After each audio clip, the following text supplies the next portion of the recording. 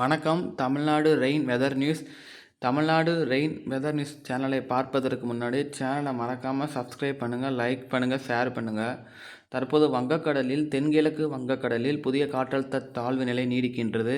அடுத்த 24 மணி நேரத்திற்கு அதாவது ஆழ்ந்த காற்றழுத்த தாழ்வு பகுதியாக சற்று தீவிரமடைந்து இலங்கை, தெற்கு இலங்கை மற்றும் நிலநடுக்கோட்டு இந்திய பெருங்கடல் நிலவும் என்று எதிர்பார்க்கப்படுகின்றது.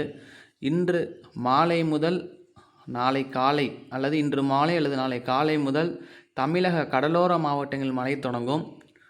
அதாவது இந்த சிஸ்டமானது மன்னார் வளைகுடா அருகே வருவதற்கு வாய்ப்பு மிக குறைவு. காரணம், மேற்கிந்திய இடையூறு, அதாவது வெஸ்டர்ன் டிஸ்டர்பன்ஸ் நம்ம சொல்லியிருக்கேன். வறண்ட காற்று மற்றும் வெஸ்டர்ன் டிஸ்டர்பன்ஸ் காரணமாக இது மேலும் இலங்கை அருகே வந்தவுடன் சற்று வடக்கு நோக்கி இழுத்து அது வடகடலோர பகுதிகளுக்கு அருகே நிலை கொள்ளும் என்று எதிர்பார்க்கப்படுகின்றது.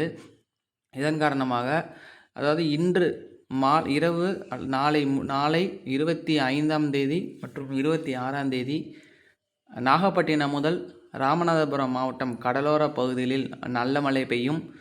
26ஆம் தேதியிலிருந்து 29ஆம் தேதி வரை வடகடலோர மாவட்டங்களில் ஒரு சில இடங்கள் கனமழை முதல் மிக கனமழை பதிவாகும். பின்பு இது இலங்கை கிட்ட வந்தவுடன் மீண்டும் காற்றழுத்த தாழ்வு மண்டலமாக தீவிரமடையும். அதாவது முதல் கட்ட அறிக்கை அது வடக்கு இலங்கை மற்றும் அதை ஒட்டியுள்ள டெல்டா பகுதிகளில் அடையும் என்று எதிர்பார்க்கப்படுகின்றது. அதாவது ராமநாதபுரம், நம்ம நேற்றே சொன்ன மாதிரி தான், ராமநாதபுரத்துக்கும் டெல்டாக்கும் இடப்பட்ட பகுதி வடக்கு இலங்கை அருகே அது நிலை கொள்ளும். அதாவது வட தமிழகம் அருகே அது நிலை கொள்ளும். அது கரையை கடக்கிறதுக்கு வாய்ப்பு இல்லை. அது தாழ்வு மண்டலமாக, ஏன்னா மேற்கிந்திய இடையூறு இருக்கிறது காரணமாக அது கரையை கடக்காது. அது சற்று வடக்கு நோக்கி தான் சொல்லும். நீங்கள் இதை பார்த்தாலே தெரியும். இது பாருங்கள், இதோட மூமெண்ட்டை பாருங்கள்.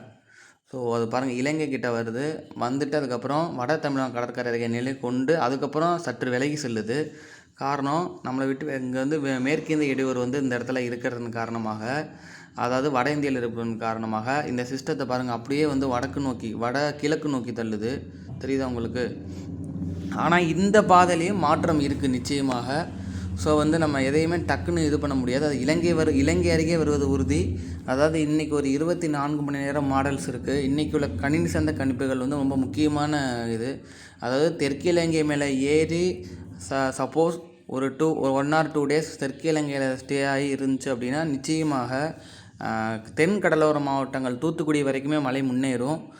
ஒருவேளை அது இலங்கை அருகே ஏறாமல் இலங்கையிலிருந்து ஒட்டி குறிப்பிட்ட தொலைவில் அது டெல்டா வட இலங்கையை ஒட்டி அடையும் போது, பொதுவாக இந்த மாதிரி டெல்டா கிட்டே இருக்கும்போது ஆன்டி கிளாக்வைஸில் பாருங்கள், இப்போ இந்த இடத்துல நிலை கொளுத்துனா நமக்கு தென் தமிழ்நாட்டுக்கு மழை குறைவாக தான் இருக்கும்.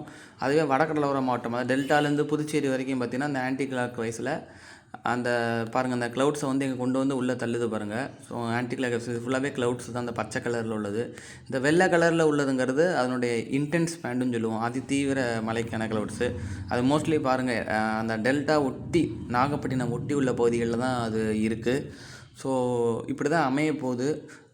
ஸோ பார்ப்போம். இன்றைக்கி இது வந்து கரையை கடந்தால் தான் உள் மாவட்டங்களில், நான் சொன்ன மாதிரி உள் மாவட்டங்களில் ரெயின் இருக்கும். ஏன்னா உதாரணத்துக்கு டெல்டாரியே கரையை கடந்துச்சுன்னா அது போகும்போது உள் மாவட்டங்கள் வழியாக அரபிக்கடல் போச்சுன்னா ஒட்டுமொத்த உள் மாவட்டம் ரெயின் இருக்கும். ஆனால் வெஸ்டர்ன் டிஸ்டர்பன்ஸ் காரணமாக இது வந்து ஓரளவு நம்ம குறிப்பிட்ட தொலைவு இலங்கைக்கும் வட இலங்கைக்கும் நாகப்பட்டினம் அந்த ஒட்டி உள்ள வடகடலோர பகுதி நெருங்கும் பொழுது அதுக்கப்புறம் மறுபடியும் வடகிழக்கு திசை எடுத்து பாருங்கள் ட்ராக்கு, மறுபடியும் அது அப்படி நகர்ந்து போகுது பாருங்கள், உங்களுக்கு தெரியும். அங்கிட்டு போகுது, தமிழ்நாட்டிலேருந்து விலகி போகுது. அது வந்து காரணம் வெஸ்டர்ன் டிஸ்டர்பன்ஸ் காரணமாக. அதனால் என்னென்னா மழையின் வாய்ப்பு வந்து அங்கிட்டு தான், அதாவது அந்த வெஸ்டர்ன் டிஸ்டர்பன்ஸ் காரணமாக ஒடிசா ஒட்டியுள்ள பகுதியில் அதனுடைய ப்ரெசிபிடேஷன் போகிறனால அங்கே மழை இருக்கும். அதுவுமே நமக்கு இப்போ இறுதியாக நம்ம சொல்ல முடியாது. ஏன்னா மாடல்ஸ் வந்து கணினி சார்ந்த கணிப்புகள் வந்து ஒவ்வொரு கணினி சார்ந்த கணிப்புகளும் சில பல வேறுபாடுகள் காமிக்குது. இன்றைக்கி 24 மணி நேரத்துக்குள்ளே நம்ம கன்ஃபார்ம் ட்ராக் பண்ணிடலாம்.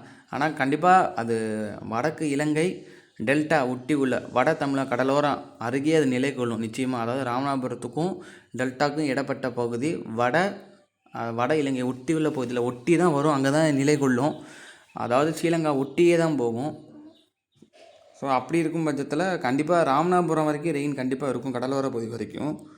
அது டெல்டா கிட்டே போனாலும் அதனுடைய தாக்கம் வந்து ராமநாதபுரம் கடலோர பகுதி வரைக்கும் இருக்குது. ஏன்னா அதோட கிழக்கு பகுதி மற்றும் மேற்கு பகுதி பேண்டு வந்து அது இப்படி போகும்போது இலங்கையில் ஒட்டி ஈரப்பதத்தை ஒட்டி கொண்டு போகும் கடலோர பகுதிகளில்.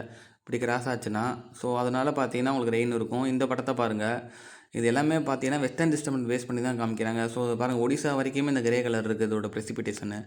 பாருங்கள், அதாவது நம்ம டெல்டாலேருந்து இந்த ராமநாதபுரம் மாவட்டம் வரைக்கும் அந்த பார்டரில் பாருங்கள் அந்த கலர் கொடுத்துருக்காங்க.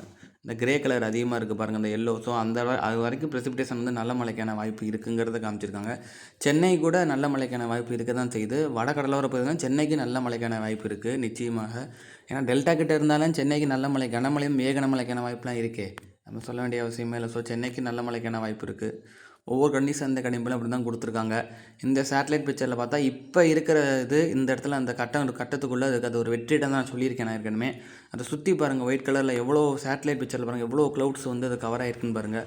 இது எல்லாமே இன்னும் சற்று நேரத்தில் வந்து நம்ம இலங்கை மற்றும் தமிழக கடற்கரையை நோக்கி வர தொடங்கும் இன்று மாலைக்கு மேலே. ஸோ ஸ்ரீலங்கா கிட்ட இந்த சென்ட்ரல் பகுதி வரும்போது இந்த க்ளவுட்ஸ் என்ன ஆன்டி கிளாக் வேவ்ஸில் டெல்டா ஒட்டியுள்ள பகுதியில் படும். ஸோ 24, 25, 26 அது இன்று மாலை மழை தொடங்கிடும் டெல்டா பகுதிகளுக்கும் தென் கடலோர மாவட்டங்களுக்கும் மாலைக்கு மேலே. பட் ஆனால் வந்து 25, 26 பரவலான மழை இருக்கும். 27, 28 வட கடலோர மாவட்டங்களுக்கு பரவலான மழை இருக்கும். சில இடங்களில் கனமழை விட்டு மிக கனமழை பதிவாகும். ஸோ அது நம்ம இது இப்போ இந்த 24 ஹவர்ஸில் இது நம்ம நிறைய கிராஸ் ஆகுதா, அதாவது தமிழகத்துக்கு கூட கடந்து போகுதா அந்த தாழ்வு மண்டலம், அப்படி இல்லைன்னா நம்ம தமிழகத்தில் நெருங்கி வந்து திருப்பி அது விலகி போகுதா அப்படிங்கிறத நம்ம உன்னிப்பாக பார்க்கணும். 24 ஹவர்ஸில் நமக்கு ஓரளவு ட்ராக் துல்லியமாக தெரிஞ்சிடும். சரிங்களா? ஸோ மீனவருக்கான வானிலை இருக்கை பொறுத்த வரைக்கும் நீங்கள் நாளையிலேருந்து கடலுக்கு போக வேண்டாம். அதாவது மன்னார் வளைகுடா, குமரிக்கடல், தென்மேற்கு வங்கக்கடல், வடக்கு வங்கக்கடல், வடதம்புல வங்கக்கடல் பகுதிகளுக்கு மீன்பிடிக்க செல்ல வேண்டாம் என்று கேட்டுக்கொள்ளப்படுகிறார்கள். கடல் காற்றானது பொதுவாக இந்த தாழ்வு மண்டலம்னா கடல் காற்று ஸோ நமக்கு உள்ள நிலத்தில் கம்மியாக இருக்கும், பட் கடலில் காற்று அதிகமாக இருக்கும். ஏன்னா மேகக்கூட்டங்கள் அதிகமாக இருக்கிறதுனால அங்கே காற்று அதிகமாக இருக்கும், ஈரப்பதம். அதனால் கடல் காற்றானது மணிக்கு 50 முதல் 60 கிலோமீட்டர் வேகத்திலும் சில சமயங்கள் 70 கிலோமீட்டர் வேகத்திலும் கடல் காற்று வீசும். ஸோ இந்த பகுதியெல்லாம் அதனால் மீனவர்கள் வந்து மீன் பிடிக்க செல்ல வேண்டாம் என்று கேட்டுக்கொள்ளப்படுகிறார்கள். இப்போதைக்கு புயலாக மாற வாய்ப்பு இல்லை. அடுத்த கட்ட நகர்கள் குறித்து விரைவில் நான் மற்றொரு வானிலை அறிக்கையில் சொல்கிறேன். நன்றி, வணக்கம். சேனலை மறக்காமல் சப்ஸ்கிரைப் பண்ணுங்கள், லைக் பண்ணுங்கள். மாலை மற்றொரு வானிலை அறிக்கையில் சந்திப்போம்.